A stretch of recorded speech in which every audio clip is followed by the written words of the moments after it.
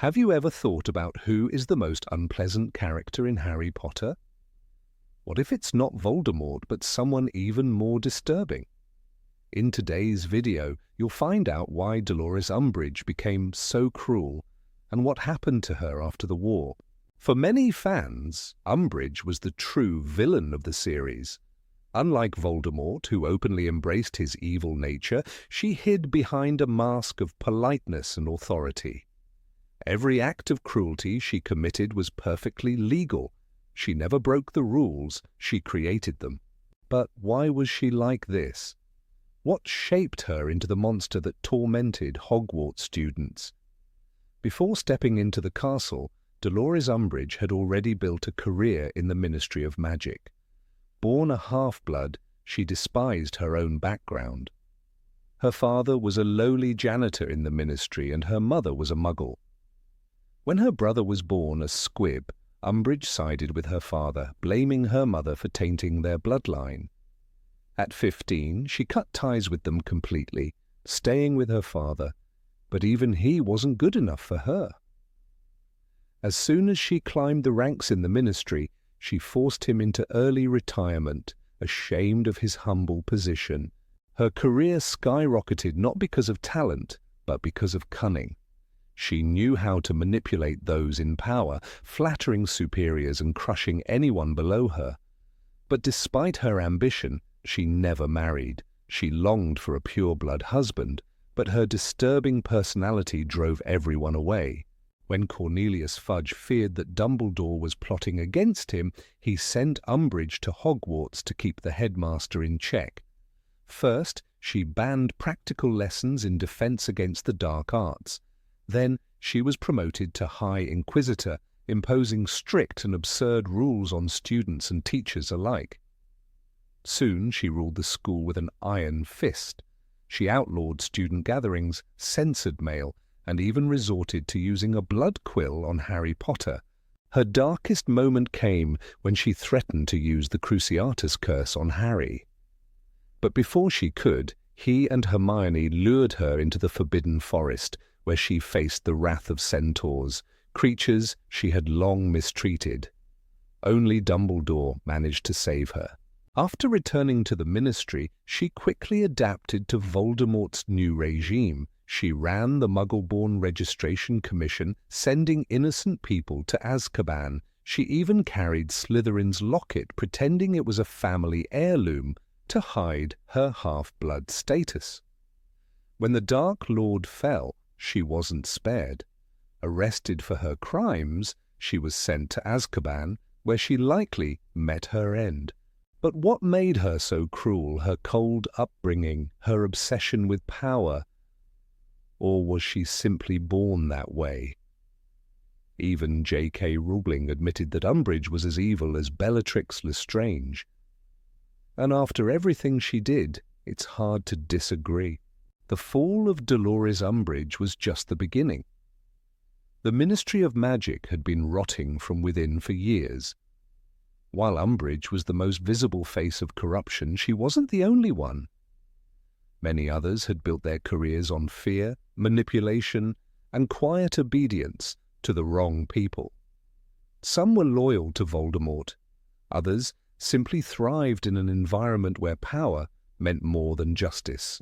One such figure was Pierce Thickness. He had once been a respected official, but under Voldemort's reign he became Minister for Magic. Officially, he was under the Imperius Curse. But was he really just a puppet? Or did he find comfort in his role? Even after the curse was lifted, some suspected he knew more than he admitted. "You have nothing to fear if you have done nothing wrong," he had once told a group of terrified ministry workers. But in those days, being innocent wasn't enough to keep you safe. Another shadowy figure was Albert Runcorn. His name rarely appeared in headlines. He worked behind the scenes, gathering intelligence and exposing Muggle-born witches and wizards. He didn't cast the spells himself. He didn't send anyone to Azkaban, but he made sure the right people did. When Harry, disguised as Runcorn, walked through the ministry, he was met with fear and respect. People lowered their voices, they stepped aside. That alone spoke volumes. Yaxley, the head of the Department of Magical Law Enforcement, was another key player. Unlike Thickness, he wasn't under the Imperious Curse. He chose to work for Voldemort. He enforced cruel policies, ensuring that Muggle-borns were rounded up and punished. Even after the Dark Lord fell, he tried to escape justice. He wasn't a mindless follower, he was a strategist. He had plans.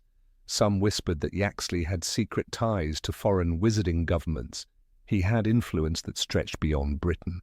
The Wizengamot, the highest court in the wizarding world, wasn't innocent either.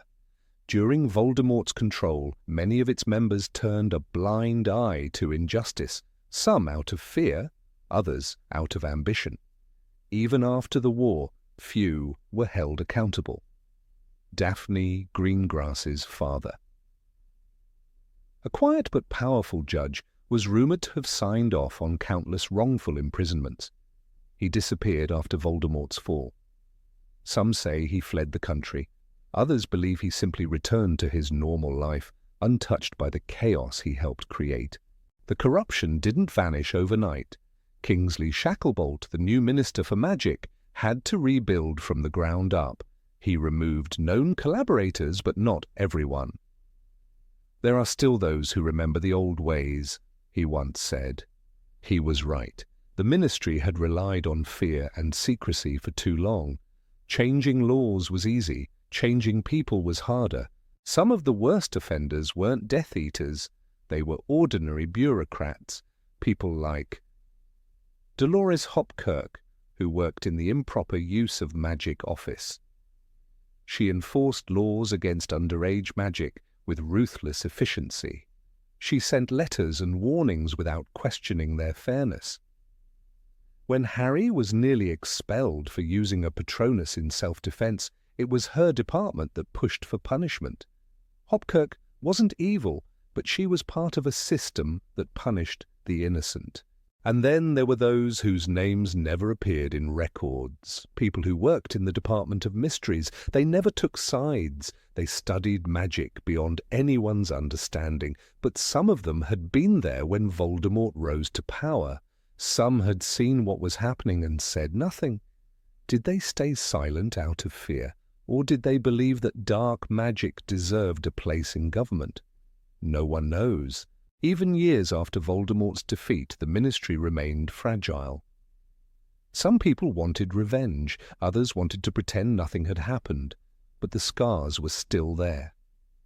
Some whispered that the old guard wasn't truly gone, that somewhere in the endless corridors of the ministry the cycle of corruption was waiting to start again.